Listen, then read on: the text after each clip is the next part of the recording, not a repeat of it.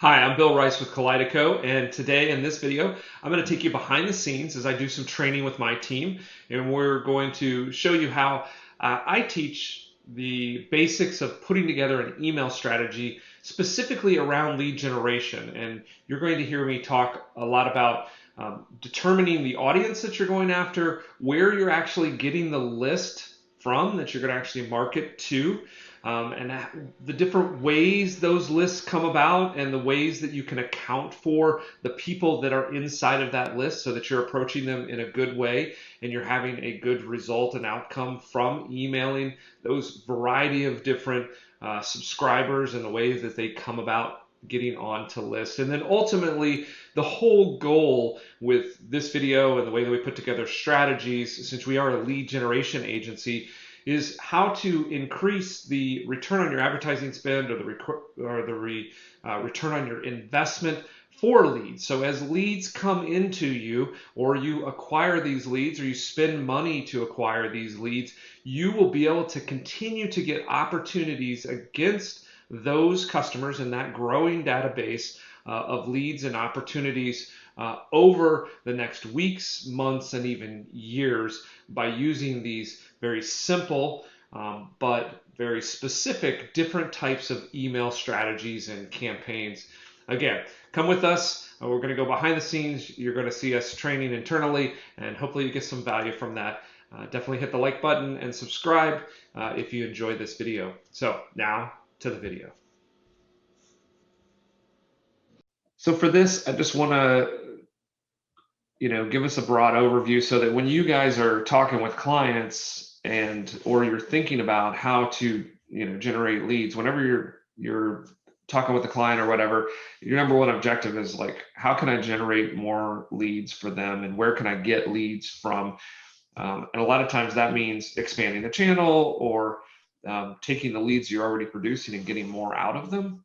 And email is a great strategy for that. It can definitely be its own lead generation channel, but some of the best sort of use cases for email, particularly when we are generating leads, is taking all of those leads that we're generating and trying to get more out of them, because you'll see as you communicate with clients, we'll deliver leads into them and then they'll come back. We're dealing with this currently with several different clients, helping them to understand they'll follow up in the near term and they have this mindset that they expect that lead to kind of immediately convert, and if it doesn't, they just assume that the you know the customer or whatever has no interest in the product. And but the actuality is a lot of times, customers come in, they're doing some research, or they go in, they have an intent for a particular thing. Maybe they want a mortgage, maybe they think they have a case or whatever, but something happens, priorities change, new information, and so they kind of just they drop back, or they don't want to engage in that sales conversation right off the bat. Doesn't mean they're not interested, doesn't mean that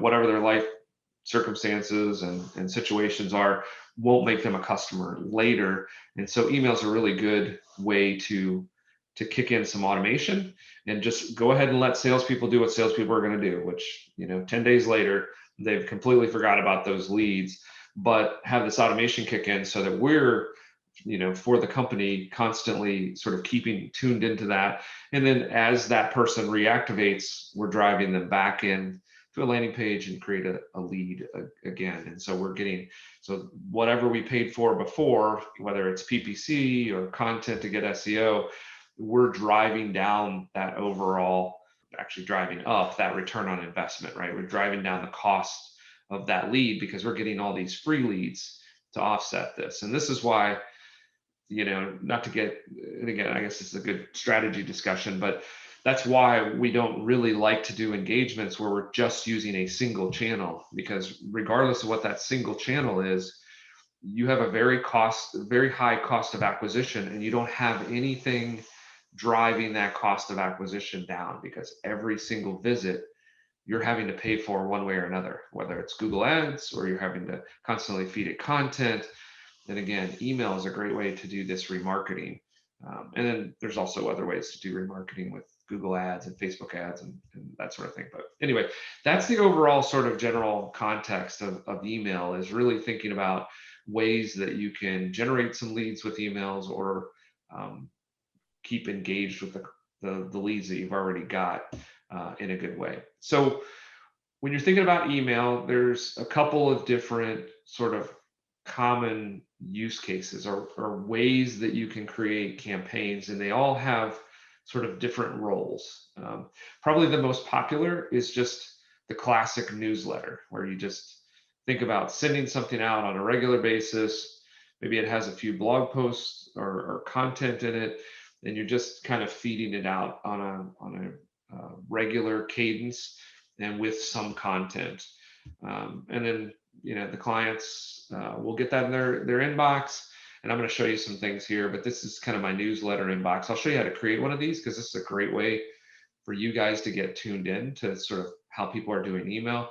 But a lot of times all of these are kind of newslettery things. They come into your inbox, and then you may take a look at them, if something captures your attention. But for the most part, most newsletters really kind of just flow in and only trigger the user to do something, if they see a particularly interesting headline or subject line, or they're all of a sudden back in the market, right? And then your headline jumps out at them because they're thinking about mortgage again or thinking about something else. So newsletter is really good just to keep top of mind and to keep something flowing into the inbox so that you're keeping some level of contact. But know that, again, it will be sort of a low converting sort of channel.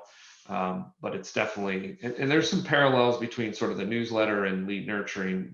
We'll talk about maybe some differences here when I get down to this.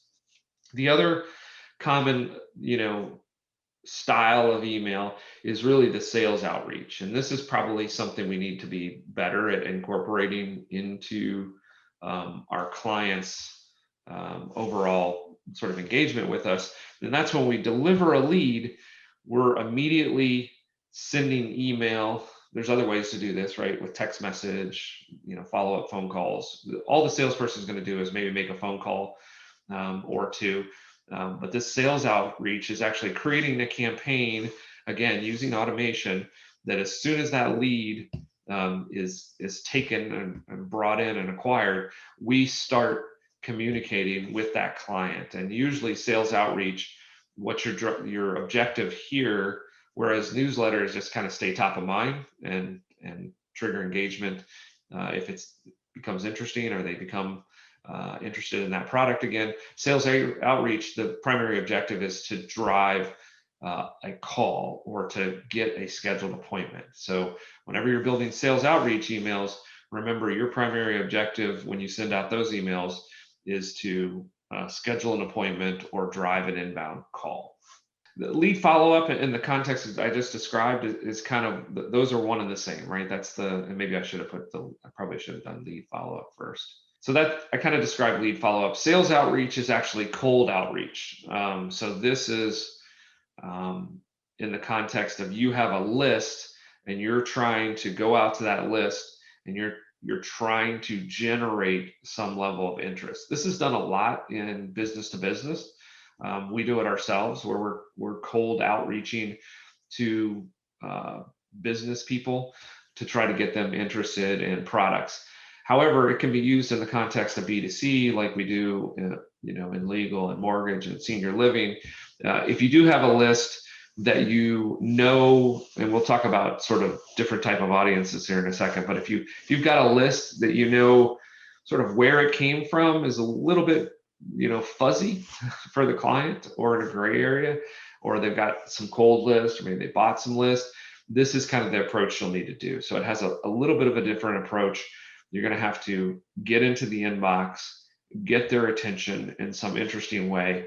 And the objective here is really to filter that list. Not necessarily, obviously you want to get as many responses as you can, but to some degree, you're actually filtering and cleaning up the list with the email, because based on those emails, when you send them in, obviously if they bounce, they're going to go out of the list because they're bad emails. If they become unresponsive, maybe do something different with them.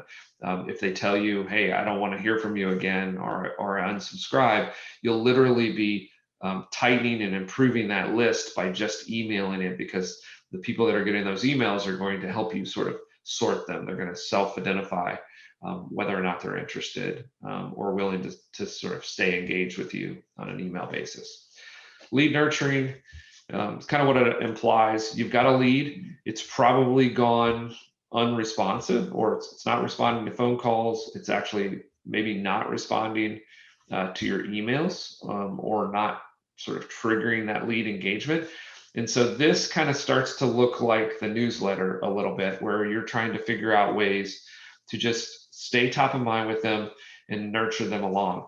One thing that you can do that's a little more advanced, if you understand who that lead is, what they were looking for, or how they're segmented, you can start to build nurturing campaigns that are taking them down a journey, right? Or maybe teaching them something. So we've got, in the case of our lead provider client, right? We can, a lot of times they're buying leads, but they don't really, or they're interested in or looking for or want help in how to sell to those leads. And so in that case, and I'm going to show you an example of that with Age Lead Store, where we're essentially nurturing them by teaching them some sales skills that will work with these leads. So if there's something in the product where you can teach them and nurture them to the point of a buying decision, then you can build these kind of nurturing campaigns. Senior living is another example. If you're getting somebody who's doing some research or trying to figure out assisted living or memory care, lead nurturing can really help if you structure, and we'll talk about structure and sequencing here in a second, but if you structure literally a journey for them, it's like, hey, you're trying to figure out assisted living and whether or not this is right for your family or your loved one. Here are some things that you can consider. You can put that together in an email, maybe even give them something, ebook or something like that. And then you take them through maybe financial planning, and you're just incrementally taking them with baby steps, one email at a time, through a good organized process of researching and determining whether they want to make this decision. And all that way, you're sort of building a really good client and a really good potential lead.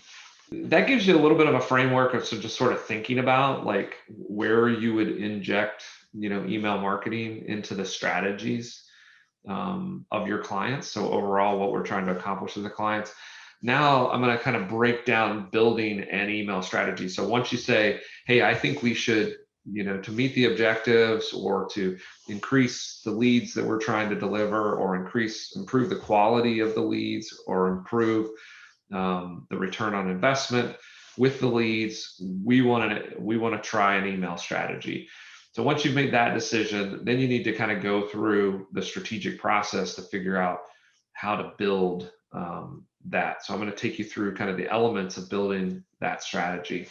The first thing, this is what I think a lot of people miss, is just the audience, right? Thinking about the audience. Whenever we're building any sort of digital marketing campaign, because it is such a technical sort of thing and a technical interaction, a lot of times we forget about or don't put ourselves in the shoes of the customer. And you guys, interact with digital advertising and emails all the time. So leverage, that positioning of understanding when you get emails from companies, like how do you react, or which ones do you react positively to, which ones do you react negatively to, and take on that mindset. So when you start the process of, of building an email strategy, one, try to understand the type of audience that your client needs, the type of audience that will actually buy what you have, and then try to put yourself in that perspective, and then try to figure out,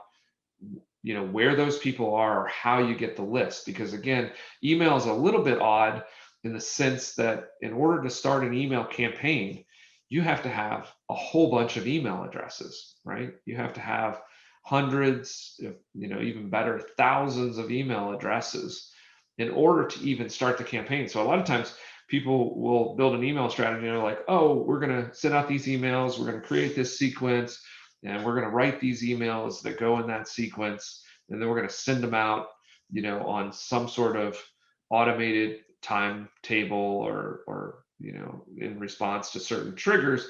They'll do all of that, and then they'll look back and go, oh, but we don't have anybody to send these to, right? Because there's no audience, there's no list. So the first thing you got to do is figure out, like, who do you need to attract? Who do those people need to be? And then you need to start asking questions of the client. And the questions are, um, you know, we're going to do email here. Sometimes they'll even ask you to do email. And so the natural first question is, okay, like, where do you have a list? Or ask them questions that might help them find lists. Because a lot of times inside of the organization, there are a list of email addresses that they just don't think about, right? So here are some of the places where you can find email addresses that you can use to build that initial list for email marketing. So you can ask them, where are all their old leads? Do they have a CRM system? Do they have leads into the salespeople have old contacts in there that we could potentially warm up and revive, right? And so this is why we use welcome series a lot of times, because it's kind of, when you're doing this particular strategy or you have some old CRM, you're kind of starting with this sales outreach. They probably kind of know who you are, but they probably haven't been communicated with, and so they've forgotten. So you use a little bit of this strategy, and then you try to sort of move into this lead follow-up strategy. So you kind of combine these together, do a little bit of a welcome series, and then you start to build a sequence that's hopefully driving them towards becoming a lead. Because again, they're in your CRM system, so probably there was some intent, or they had inquired about your product before, or they had shown some interest in your company, and so that's often a great place to find an initial list. The other thing that's usually laying around is they have some existing list in something. It seems like it's always Constant Contact. I think it's because it's cheap, and Constant Contact lets you get away with buying lists and all kinds of junk like that. But a lot of times they will have some email list in an email program like Constant Contact or Vertical Response or MailChimp or any of a variety of these. So asking, hey, do you already have a list, and where is that list? And then it's useful to then dig in a little bit to figure out, like, okay, where did these emails come from? Because again, that's going to determine how you approach, right? If these people have subscribed and wanted to get an email from you, or have been being emailed on a regular basis, then you're probably just doing sort of a newsletter strategy, maybe with an occasional, offer or lead follow-up kind of situation, or maybe building a lead nurturing campaign around that list. But if you find out that this is just a hodgepodge of email addresses that they've sort of loaded up, maybe from Kensington's a classic example of that. They've had events, and they've had people that want to be engaged with the actual organization, but they come from a whole bunch of places, some offline events, some online events. Maybe they've just grabbed some from their own, offline outreach, and they've sort of put them all in here. And then the other determining factor is, a lot of times they're just sort of haphazard as to when they email them. So it's going to have this weird blend of probably kind of being like a cold list, but they sort of know who you are. And so again, you're blending that sales outreach and lead follow-up sort of strategy.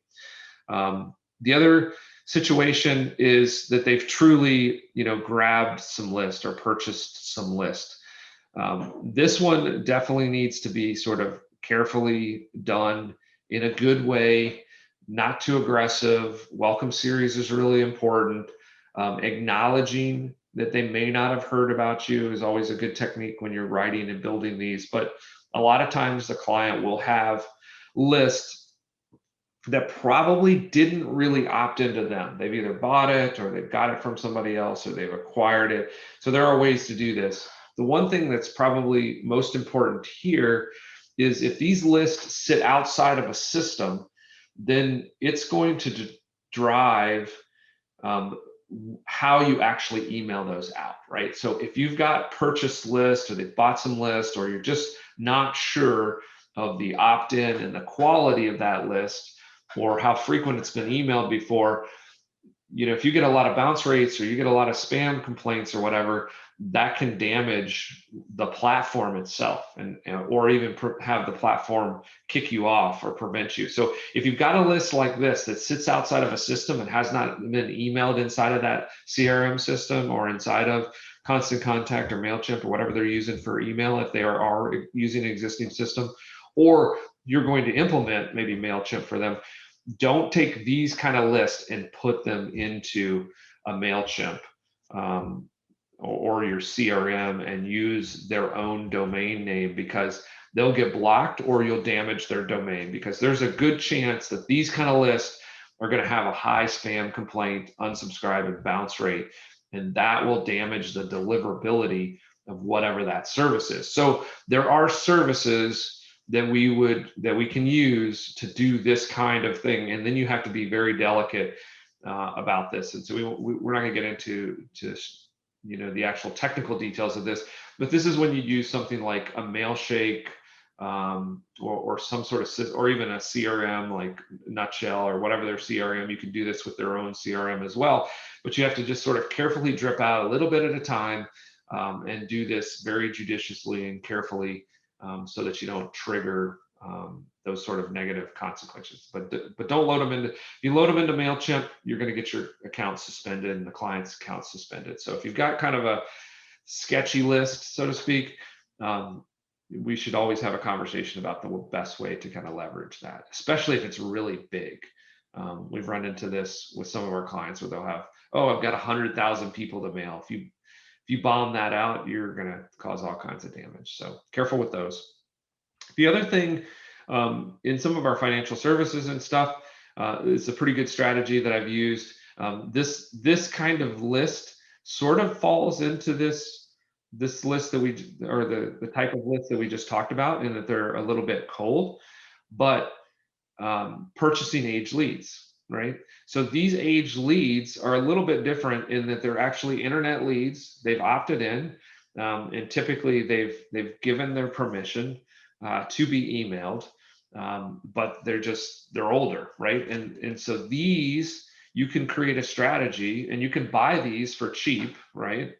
It's not like buying, real-time leads or something like that, or even generating leads. This is even something that we could potentially explore with like Pinnacle, right? Where the economics of Google Ads is maybe a little high.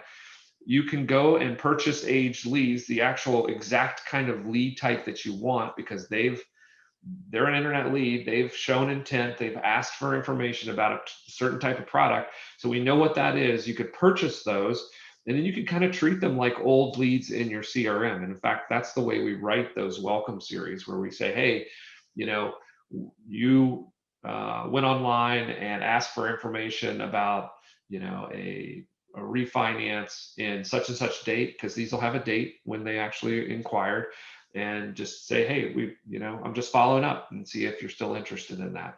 And so that can be a good way. A lot of these purchase lists, they're just consumer data. So they've just collected or scraped consumer email addresses or business email addresses.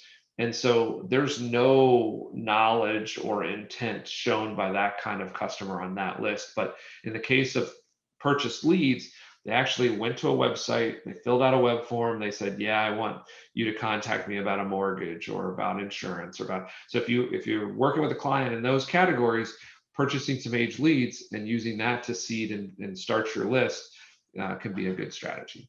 And then, of course, the best strategy is to simply acquire and capture those from your own website. But generally, clients have not done that, and sometimes they're not patient enough to wait for that process. But that should always be a part of the strategy, is to get that process started as early as we can. So capturing, because oftentimes we're doing content and blog posts and stuff, introducing calls to action, lead magnets, ebooks, and those kind of things for download, so that we can start to acquire those emails. And those customers are going to know the client, they're going to know the organization, they're going to show some intent, they're going to have requested some information, and they're going to have said, hey, I want to subscribe and I want you to give me additional information. So that's the best way to sort of build that audience. I spent quite a bit of time on here because this is often the place where things fall apart because we haven't done enough sort of figuring this audience part out. So okay. So once we've kind of figured out the audience, we should define this. We should, document and write down who our audience is, where we're going to get the list from, what's on the list, potentially what segments are there, and really think about, how we're going to approach that as we build the actual campaigns themselves. I think I actually do have a quick question. Yeah. Okay, so with Kensington, they've always had this list of older leads, but they always like to purchase leads as well. Mm-hmm. Wouldn't those two audiences be kind of similar in the sense of, they fit the qualifying criteria of who they want to reach, but they're still very unfamiliar with the brand, considering the old ones dropped off and these new people are just kind of brand new. Would it ever be smart to kind of drop them in the same kind of campaign, or would you still recommend them being separate?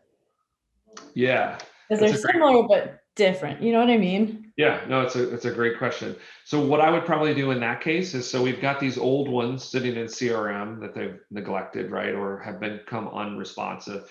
And then we have these, you said purchased, so they purchased some lists. So what I would do is I would actually create two campaigns, and my goal would be, and we've done this before, is to merge those into one list, right? So on the old leads, you're creating, and this is where segmentation comes into play. In this particular case, you're probably going to actually have to use two different email services because of what I talked about, because those purchase lists, they're potentially going to burn your MailChimp account, right? Mm-hmm. But you can take your old CRM ones and you can probably pretty safely put those into MailChimp and get those going. Or what you could do is you could use something like Mailshake for both of them, and then you would essentially run those segments separately, so two different campaigns. The old ones, you're trying to just kind of warm up and say, hey, it's been a while since we talked.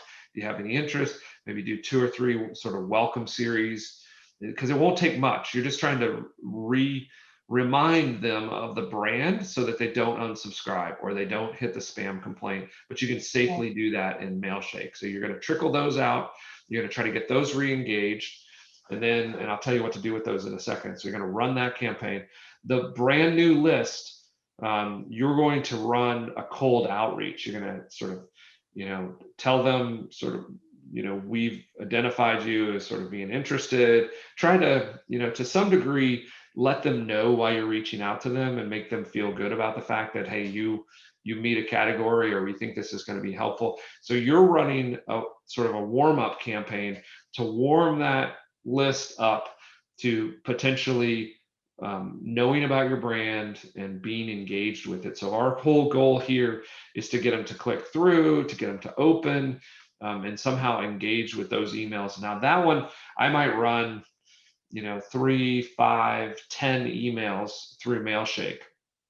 Once you've run through that entire sequence, then what you can do is you can look at the people who have consistently, and you can figure out what that benchmark is based on the data, but those people who have consistently, again, you're using both of these processes to filter down to a good list that you can get into MailChimp on your own, in a good way. And so you're probably then you're going to go through that and figure out who's opened, maybe who's engaged or clicked, whatever that metric is, to determine that, hey, these consistently have sort of engaged with their emails. It's also another reason to maybe make them a little bit more, like maybe 10 emails versus 2 or 3.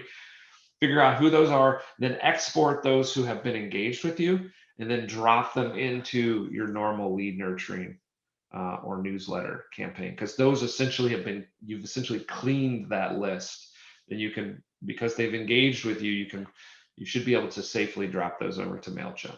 But you're going to have to run 2 different campaigns. You're going to have to write 2 different sets of emails to do that well.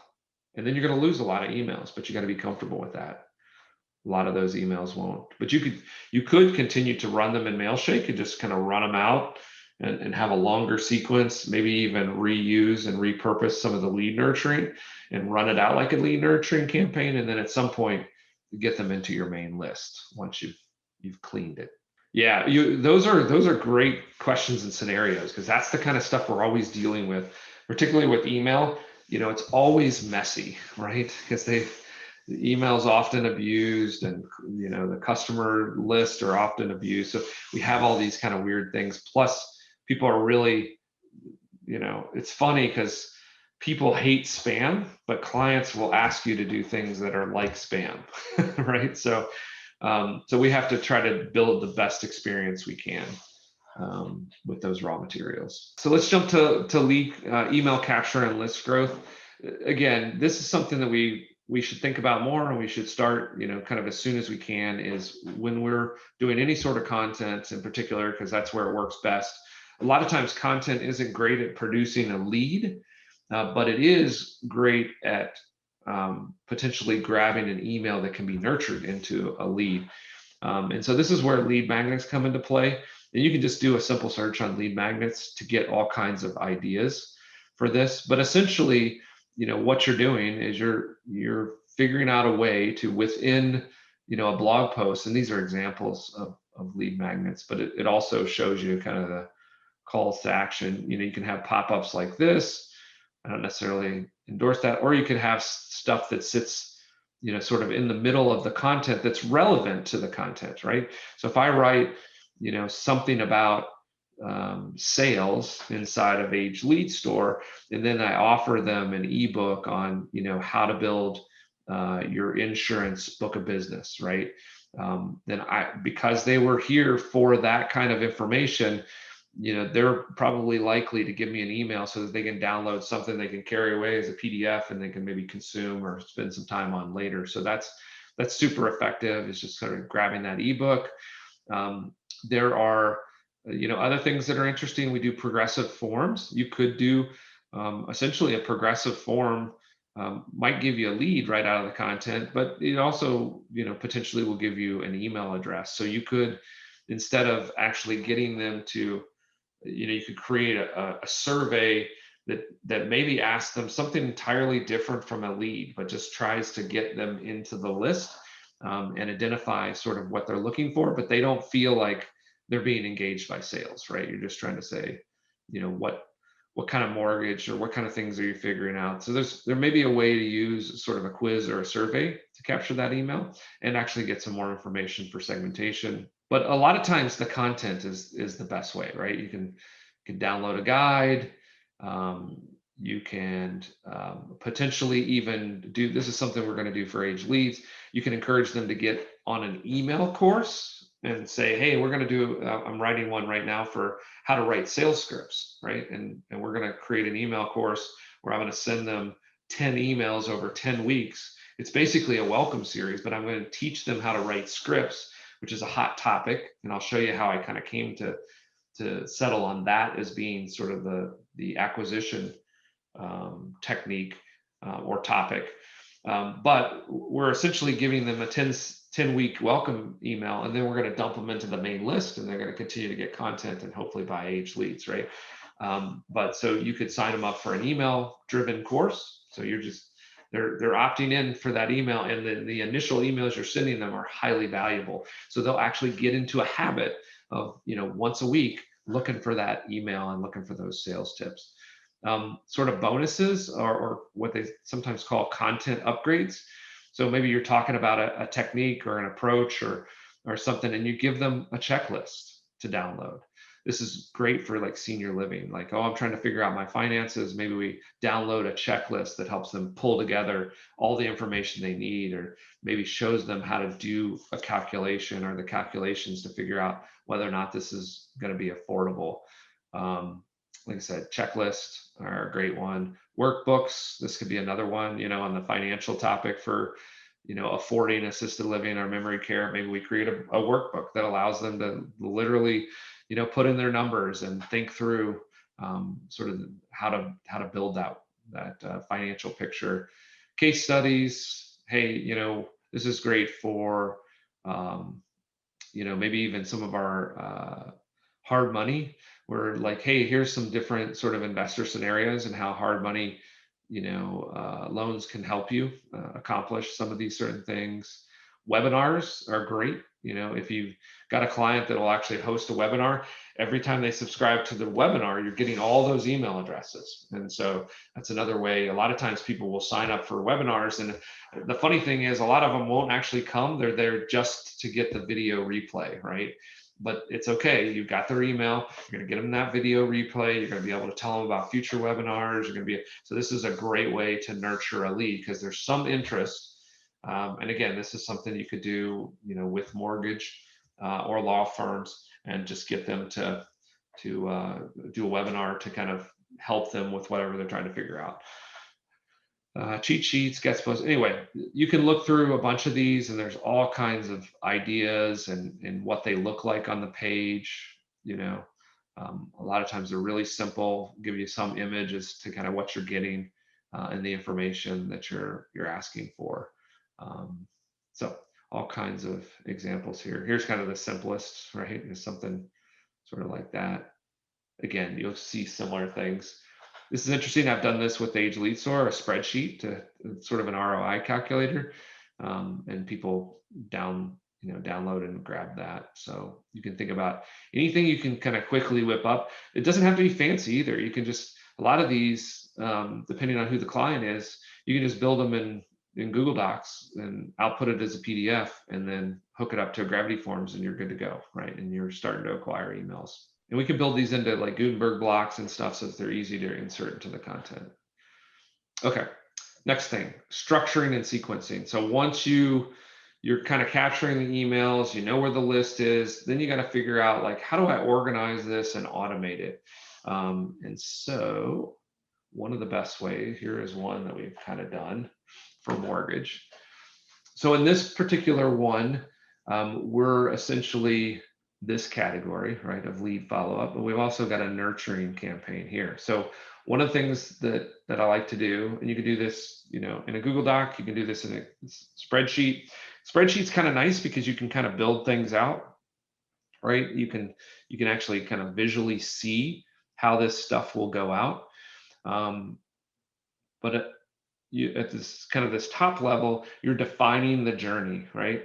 You're saying, okay, here are all the scenarios that any individual customer, you have to think of one at a time. That's the nice thing about email. When you build this campaign, you're actually interacting with them on a one-to-one basis, right?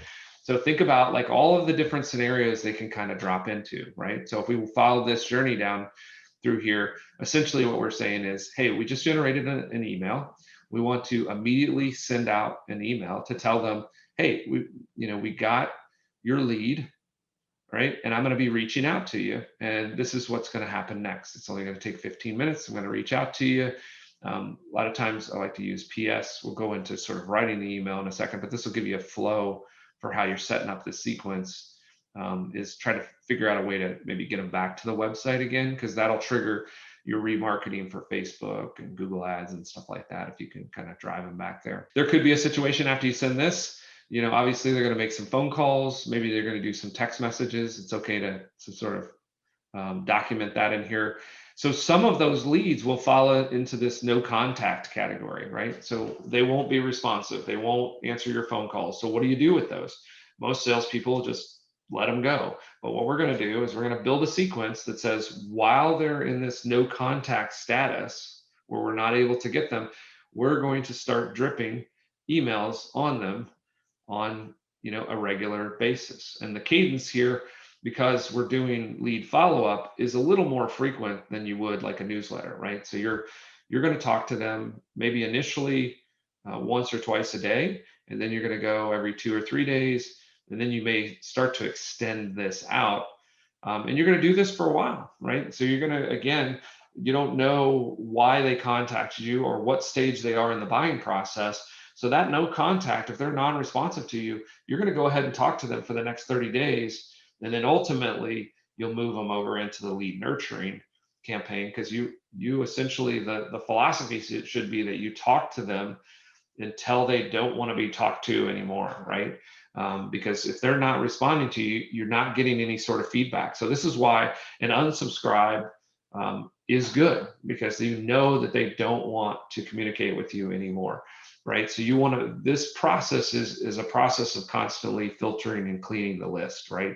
So you get as many engaged folks as you can, or at least as many folks that are interested in your company as possible, or your client.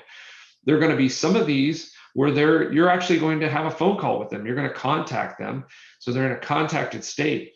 But a lot of times for a lot of different product categories, the customer is just not good at following up or taking the next step. So you want to build out a sequence there. It's like, hey, we made contact, but we need to go to this next step, right? And so you start to build out a sequence there. Again, you're going to go for a long period of time until they're sort of non-responsive, and then you would move them over. So you're probably looking to do about 30 days, maybe, well, in this case, we did all the way out to 60 days. And then you can see we actually move that email into the nurturing campaign. So you're actually moving them into a different sequence.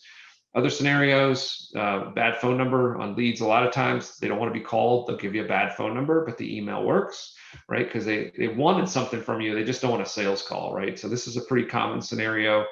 Not interested, right? So if they tell you that they're not interested on the phone, it's good to just do a couple emails that just said that's okay, but try to sort of move them into that lead nurturing. Because if they tell you they're not interested on the phone, there's a good chance that they're just not interested in the moment, or they're trying to get the push off that sales call because they're not ready to make a decision or whatever. So again, you can do a few sort of follow-ups. Again, really increase the frequency, right? Because they already said not interested, but 40 days later, a couple months later, just check in on them. And it could be just as simple as that. Hey, you said you weren't interested, just kind of checking in on you to see if anything's changed, or it makes sense for us to talk. So those kind of messages can be appropriate. Loss to a competitor is a really common scenario, and I've had a lot of success with this over the years.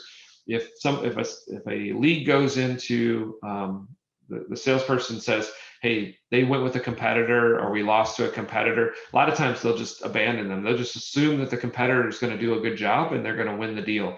But a lot of times the competitor falls down, right? They stop, because again, sales is hard, and usually they're dealing with a high volume. So sometimes salespeople drop the ball, right? And they won't communicate back. And as a result, you can pick those up. So if a customer gets frustrated with who they went with, you can often win them back. So this is a win back sort of sequence where you're trying to win them back. And again, you're trying to just be helpful in that, depending on what the product is. In mortgage, it's usually about a 10-day window. In that 10-day window is oftentimes when they move over to like processing, and they're gathering documents and they're processing the loan, and they're not talking to the loan officer or the salesperson anymore, who's usually energetic and enthusiastic and hyper responsive. They move into sort of the operations people, and they're just processing paperwork. And so a lot of times that's where the customer will get frustrated, or just processing will drop the ball, right? So that's a good sequence. So that's kind of what you're doing here. When you're doing, the first thing you want to do is just build out that journey and all those different scenarios, and then start to think through, when they're in that scenario, what are some appropriate emails, or what are some communications that can help me get that person re-engaged or back on a phone call. Again, these type of campaigns, we're trying to generate another lead, right? Or we're trying to generate an engagement. This is kind of the nurturing. So depending on what happens over here in sales, they could go into some nurturing. So if I went non-responsive, but I know they were a first-time home buyer, then I'm going to send them a whole bunch of, I'm going to get them on a sequence that's going to educate them about buying their first home, because there's probably something in this education or this understanding of how to buy the first home that broke down, and that's why they became non-responsive, right? They either found out they didn't have enough money, it was too expensive, they didn't have enough down payment yet, maybe their credit wasn't that great. So you can, based on those outcomes, you can put them into these nurturing. Maybe they had credit problems, so why just drop them, right? If they had credit problems and they didn't qualify, put them in a credit nurturing, and we're going to teach them how to improve their credit. And then you just bring that lead back, right? Because you've done a valuable thing for them. You taught them how to improve their credit, the steps they need to improve that credit. And then you're just constantly encouraging them to check back in with the loan officer to see how we're doing on that credit. And you could potentially win that lead back, and they're going to be super grateful because you fixed their credit, right? Purchasing or pre-approved, again, something happened here, you got a pre-approval, but something fell through, or maybe they just can't find a home. That's the kind of the situation here. You don't want to just stop talking to them because they stopped talking to you. Maybe they just can't find a home.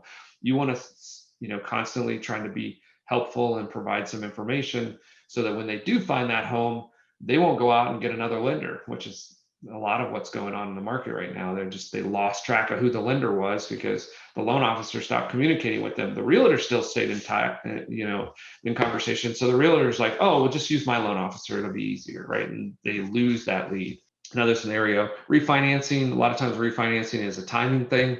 So you definitely want to keep talking to them because things change. Either rates change or they just want to pull some cash out to do home improvement or debt or something like that. So that's how we're building the structure, and then ultimately build out the sequences. Now we're getting into the actual nitty gritty of the emails themselves, right? Subject line, the body, the signature, the actual call to action to get them to engage. So I'm going to run through just a couple different ways that you can kind of improve what you're doing here, and some kind of high level things here. I think inside of here, there's some example sequences in this, and I'll link this particular Notion over. Actually, all this stuff, if as account managers you're trying to figure something out, I've documented a lot of what we've done. Not all of it's complete because it's just there's so much. But if you're trying to figure something out, it's worth jumping into this processes section and look for the particular topic, because I've built out and documented a lot of how we kind of do things. And this is one of those examples. Even talking about like, who do you need to involve? What are some things that you need to improve or learn the skills of, and maybe some technology stuff. Okay, so one of my favorite ways to just improve the emails that we write is just doing this trick. So you can do this. You probably already signed up for some emails. And so you can, of course, these all come in here. You probably ignore them or you delete them. But what I do is I set up a filter. Okay, so this is the filter that I set up to capture. So I basically said, set up a filter for anything that has the word unsubscribe in it. Because guess what? Every email newsletter that you've ever signed up with, they're required to put an unsubscribe link in there somewhere, right?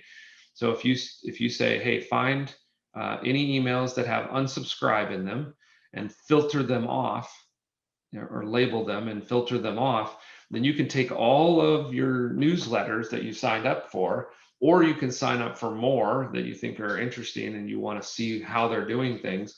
You can sign those up and it won't clutter up your inbox. It'll just shoot them off to newsletters. And then this becomes a little bit of a swipe file, right? So these are all the different things that come through, and just you can take a look at these subject lines and say, okay, what of these are kind of interesting and compelling, right? So there's just some interesting subject lines there, right? You can see people do different things. You can see different styles. They did some quotes there, which is kind of interesting. There's some dollar figures. You can see a lot of them are really short, but then you see some. This guy is famous for being really long, right? He makes it really long, and that kind of stands out in the inbox. So you're looking for things that stand out in the inbox, right? You see a lot of emojis now being used, right? And so you can start to see trends and potentially see ideas that you like as far as subject lines. And you can try these, because it's funny, you can repurpose these. And I've done this before. You might have, I'll tell you a guy, and I actually have my own swipe file. So the ones I like, I kind of push off to here. But this guy, I automatically put into my swipe file. He's an info marketer. He's definitely like blue collar marketing kind of, but he is a really good copywriter, right? And you can repurpose, some of this stuff, like read this, and he actually This is a common, I've seen this trend lately where they're actually putting typos in here intentionally to get your attention. But read this if you love everything about, saving money, or getting rid of debt, or this is, again, he was probably testing something. He put this forward to make it look like somebody forwarded it to you. So this is a little bit of a black hat trick, right? Looks like somebody else forwarded it to you. So a lot of times people will open those, and then you just put an exclamation point, right? Because this is the kind of thing that that people would do. If they forward you an email message, they may just say, hey, exclamation point, take a look at this, right? Or so there's some different things here. Again, you see a lot of the emojis being used, all caps. Again, some of this stuff you use sparingly. Notice that a lot of these, there's some use sort of capital or camel case. I prefer using this. It looks more like kind of a personal email where you just kind of write it out like you would normally write it out, versus nobody types like this, right? This, to me, this feels like a marketer, right? Putting things in brackets. Sometimes I've done this where I actually put the client's organizations in here because it shows them it's from them, and to some degree, people like that. They're like, you're telling me, who you are, and you're not hiding that, or you're not trying to sneak into my inbox. The other thing that's good is you can do something like this. I do this on cold email. So I'll say Bill from Kaleidico, right? And this is something you can do within your email program so that it kind of comes across like that and a little bit different. The other thing you can see is if you ever get an email from me, I put my phone number in there because, again, I do a lot of business development and sales, so my phone number is in here. So my normal email will say Bill Rice, 734-775-4487, because if I want somebody to engage with me, I want them to call my phone number, right? Or I want them not to be, and I know I've been frustrated trying to find somebody's call, their callback number in their email. So it's right at the top. So there's all kinds of interesting stuff here. They're inside of the email things you'll see, and a lot of times people don't fill this out, but there's this preview section. So you can actually define what goes into here, and you can see some people have intentionally built those out. So there's an emoji inside that preview. If you don't, then it's just going to take, the start of the email. Like he probably didn't fill that out, so it just grabbed the first part of the email. But you can see some of these people, actually did something intentional here. So he used an emoji here in his preview. He used an emoji. So this is a great way to just gather a bunch of emails, take a look at what you like and what you don't like, see some trends and things that people are trying. So if you know a good email marketer or whatever, get on their list, filter it off so it doesn't get in your normal flow, but it'll give you some good insight as to what's going on. The last thing we'll kind of do, you can get into some that we've already done. So this is just the pre-approval sequence, right? So they've been pre-approved, and now we're going to start communicating with them. This is a text message. Text is a little bit different, but it's kind of akin to email. And we're going to probably do more and more text, or clients are going to ask us to do more and more text message. This one's probably a little bit long, but you can do, short text message. So this is a follow-up. They've been pre-approved. So this is the next email they get is like, okay, you've been pre-approved. Here's what to expect, from us. This is what we're going to do for you, right? So that's the subject line. This is personalization, right? So there's usually some ways that you can put a variable in here. So just automatically pull in. So that'll help with the automation, but it'll keep it personal. I try not to get too fancy with this. If you're programming this yourself, oftentimes it'll let you define what to do if this doesn't exist. So sometimes it'll just drop it off, but you probably all gotten emails where this is done poorly. So if you've got a list that doesn't have first names, don't do something like this, right? There's a good chance it'll be error. And a lot of times people, you can get away with not even having sort of a salutation because people are doing that more and more, especially these kind of sales email. And you can see these are sales emails. This is different than sort of newsletters and, the traditional, this is why it's always been hard for us to find an email marketer or email copywriter, because they're all used to building out these newslettery type things. But you can see a lot of things in my swipe file, this is kind of the newslettery thing, but a lot of the things that are in here they're a little bit more like this, and this is effective. It just kind of gets down to the business of it, and it feels more like a personal sort of email. So signature file, that's really important. That gives name, contact information. So you want to make sure when you're doing these kind of in their system, they have those sorts of things. Bullet points, again, shorter is usually better in these kind of email follow-ups. Bullet points work really effectively. They're easy to scan. Super sort of one-line sentence, the paragraphs. You don't want dense paragraphs, right? So that they can just literally scan down through here and get the information as quickly as possible and get to what you want them to do. Like sometimes, like even interjecting something like this, hey, it's been a few weeks, they open it up, just that's it, how are things going? Like that's how a normal person talks, right? That's how a salesperson talks, or sends emails, right? Whenever you never want to send an email without asking them to do something, right? And you should only ask them to do one thing, right? So that's another important thing. Never send out an email just with nothing to do or no question, because then they're just going to think you're wasting their time and you're going to get an unsubscribe, right? So give them something valuable, tell them something, make sure that they understand or feel like there was a reason to be emailed, and then you're asking them to do something to kind of move things forward. So that's important on the CTA. And then the scale and repeatability, whenever we can, we try to figure out how to automate. So either building out a sequence that we're just adding to that sequence, and then we're putting people in it and they'll flow through it.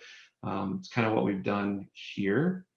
In this case, registration, no order, right? So somebody came to the Age Lead store, they registered in order to make an order, but for whatever reason they didn't make an order. And so we send a couple emails out to them, and then we kick them into the lead nurturing campaign. Once they kind of come off this welcome series, we do an initial sort of lead nurturing and sales training, just to kind of ease them into figuring out. You can see, so once they've completed the welcome series, we want to warm them up before we stick them in the RSS to email, which is just feeding them the blog post content.